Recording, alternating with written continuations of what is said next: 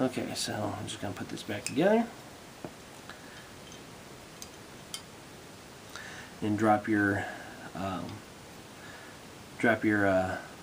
mag release in there, and you're going to push up on the other side just to make it flush, and then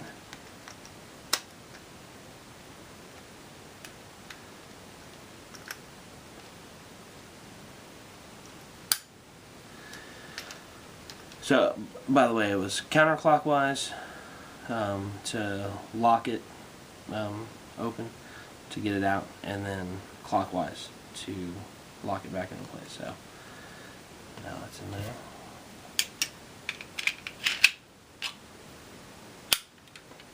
You can test it. Yep, working fine. Pretty neat gun. I don't think it would work. Okay, so from here, you're just gonna essentially reverse the order that you had everything in. So let's go ahead and this is where you're gonna want your tweezers. Go ahead and pull the pin back out of the disconnect, and go ahead and grab your disconnect. And remember, the flat part you're going to want resting on the trigger bow, on the back of the trigger bow. So you're just going to feed it into the hole and rest the back on the trigger bow. I don't know if you can see that or not, but the gun is very black. I do apologize for that, guys. I wasn't thinking about videos when I got the gun. I was just thinking $400 1911. So in here, there is, I'll set that down, the sear, the bottom of it. Let me see these two little prongs that stick off. If you don't seat it properly above the trigger bow, it'll cause your grip safety to not work right.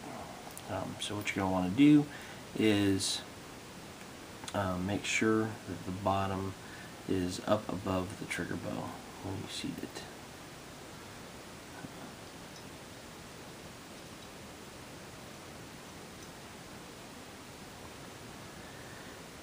And I just use a pair of tweezers just because my big old fat fingers don't like to get into a gun very well.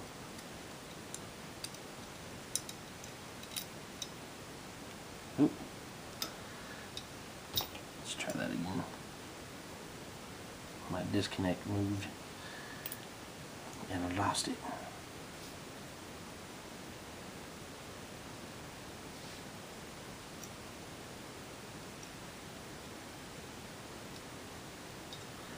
Sorry, I don't have a I thought about getting one of those cameras that you can put like on your helmet.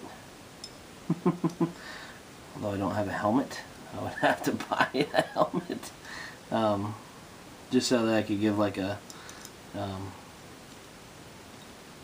first-person perspective, first-person, of what exactly it is that I'm doing. That's cool.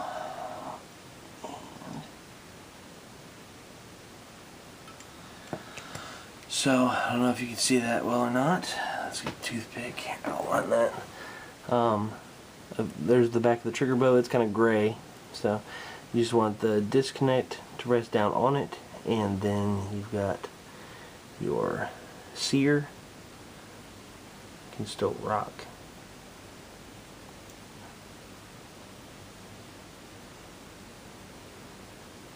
So.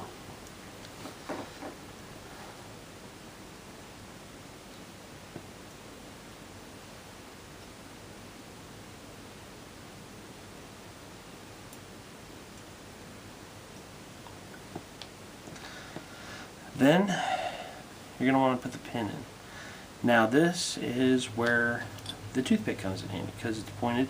You can actually put it through where it goes first and kind of get everything all lined up, which is pretty awesome.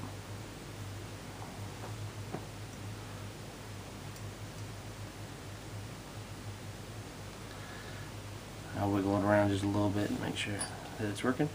Remember, these pins are going in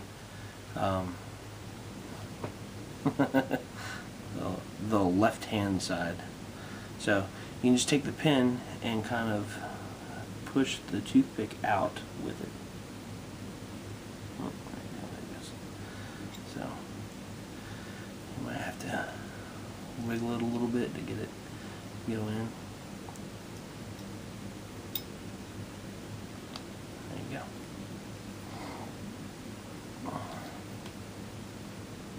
Yep.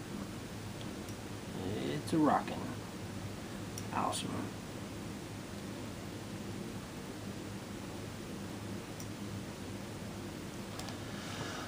Okay, so from there we're going to put the hammer back in. This is fairly easy, but now you have oh, actually, sorry, missed a step. I'm put the leaf spring in before I put that in. Sorry, I'm getting ahead of myself. Pay attention to what I'm doing. So the leaf spring actually has a little prong here at the end, and that fits right into this little slot right here. And everything should line right up when you put it in. I know a lot of people are like, make sure that this is sitting on top of this and blah blah blah. Well, yeah, it usually does it like right when you put it in. If not, your leaf spring is bent incorrectly. So here, the left side is touching the sear, and the middle one is touching the bottom of the disconnect, and this is actually for the grip safety, the one that sticks out. If you want to hold all that in place, you can just take your mainspring housing and kind of slide it on until it starts bending the leaf spring. Puts a little pressure up here, so that's good and bad, but I'll show you why right now. So your hammer, flat side forward, put that in there. Make sure you grab the right pin. And it's going to go into that hole further up on the body. So now to do this, I actually use the strut to push it into place, because since your leaf spring has pressure on it, a little bit of pressure on it, it's actually going to have some pushback to this. So what I do, feed my toothpick in, feel where it's at, see how it's lined up, and then just kind of push it forward. I'll push it forward enough to where it should go through without too much problem. And then I can see. Readjust with your hand a little bit till the hole looks completely open, and then just push your pin through. If you have to, you can wiggle it with the strut. It makes it a little bit easier. When you push it all the way through, it should be flush on both sides. Okay, there's that. Now when you do put this in, there's a little hole in the mainspring housing that your strut fits into. So if you want to, go ahead and put that in there, and that'll kind of keep it in place for when you're putting the whole thing together. Time for your grip safety. It can only go in one way. This goes right above that piece of the leaf spring that sticks out towards you. So you got to put it in. It should go just like that. And there is tension on the leaf spring, so it should feel it. Just get the hole kind of lined up to where you can see through it pretty well, and then your thumb safety should pop right in. Now your thumb safety will only go in one way. It'll have to be in the almost up position. Just kind of rock it back and forth to get into that position. If your plunger is sticking out too far, take your toothpick and push back on the plunger while you're pushing that in. So that'll help you. It doesn't seem to be... Oh, yep, it just popped out a little bit. So, let us... If you can see, there you go. So that should work just fine. Here, go ahead and pull the trigger, push the hammer forward. Should be able to test it from here. Oh no, I gotta put that in. if you want to test, make sure everything's working properly first, I have a small Allen wrench. I also use that to punch out the pin for the mainspring housing. What you can do is push in your mainspring housing enough to where it's seated. So I use my block again. Oop.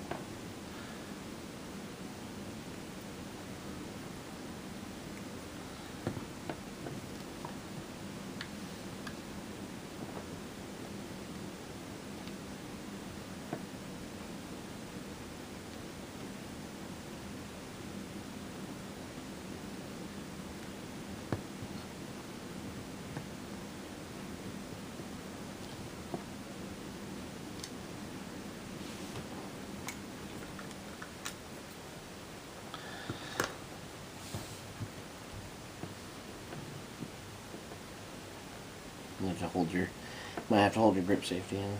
It's got a little notch. I just slide my Allen wrench through, and everything's locked up in place. So remember, don't ever let your hammer fall all the way.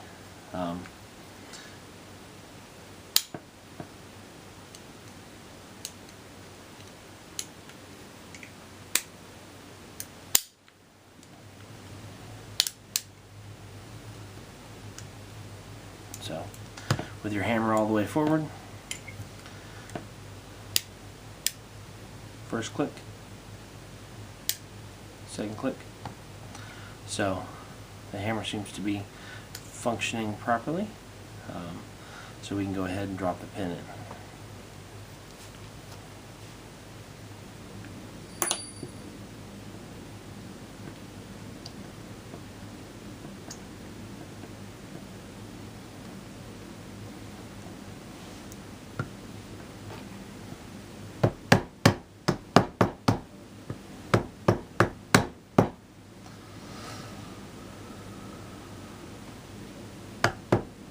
There we go. That's it. Flush on both sides. Boom, boom. And I use the wood surface because it also doesn't scratch the bluing. Seem to have dropped my Allen wrench. Here we go. I want that Allen wrench. Okay, so from here it's well, I guess the grips. From here it's essential field strip, but not quite. So let's go ahead and get the grips back on.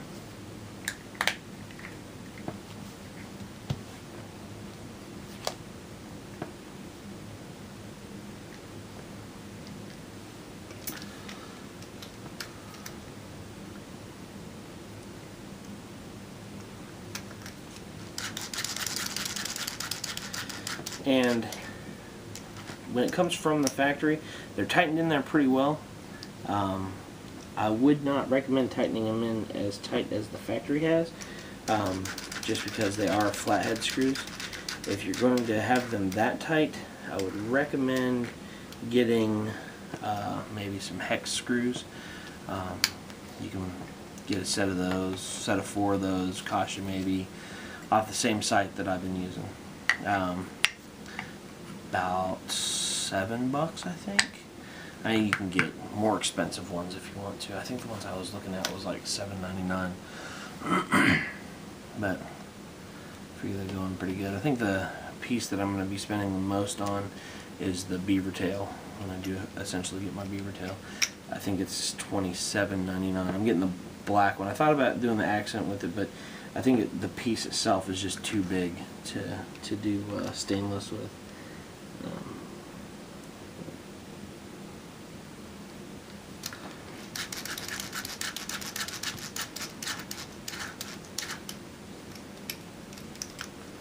Just finger tight, guys. Finger tight.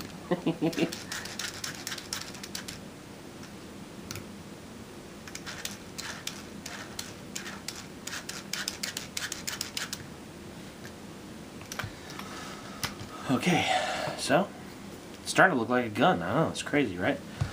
So from there, I guess we are going to put it all back together. Right on.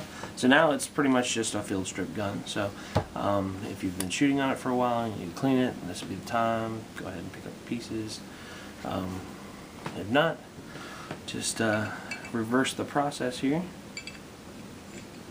Slide that in. Flip the little key thing up. I forget what that's called. Link. I don't know. Guide rod. The little crescent cut in it. Face down on the barrel.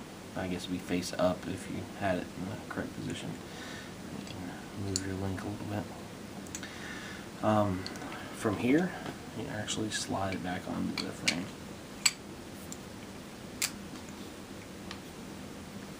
And you should be able to line up that link to the hole where your takedown lever goes, or slide lock.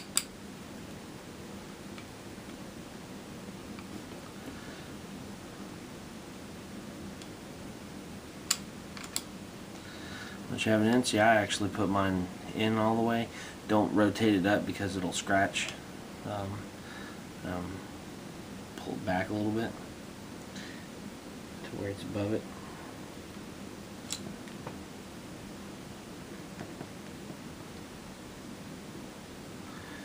And you should be able to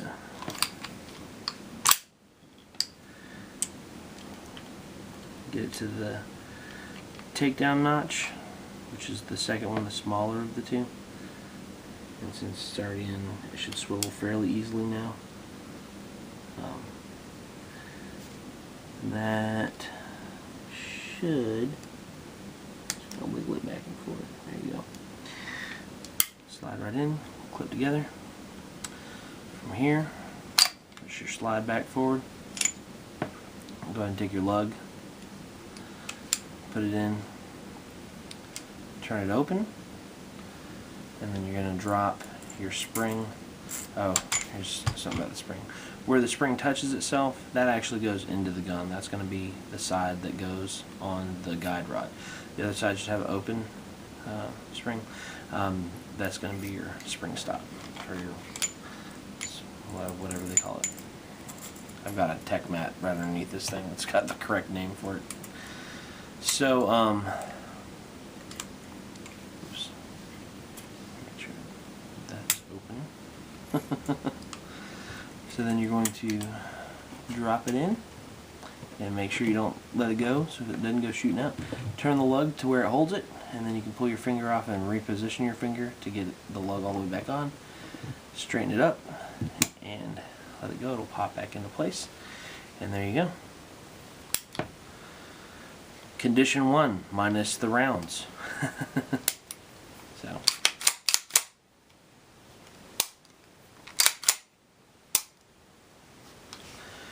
Alright guys, thanks for stopping by and checking out the trigger replacement video for the TISAS 1911. I'll see you guys later.